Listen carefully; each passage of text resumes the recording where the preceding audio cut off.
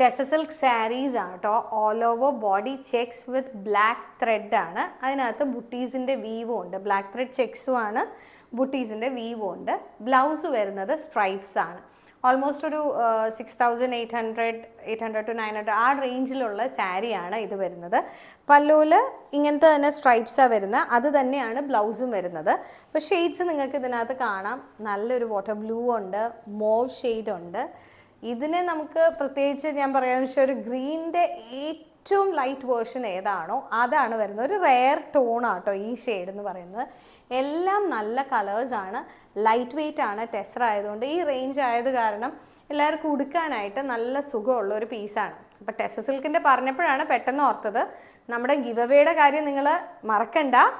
ഞാൻ കഴിഞ്ഞ ദിവസം അനൗൺസ് ചെയ്തിട്ടുണ്ടായിരുന്നു മദേഴ്സ് ഡേ സ്പെഷ്യൽ.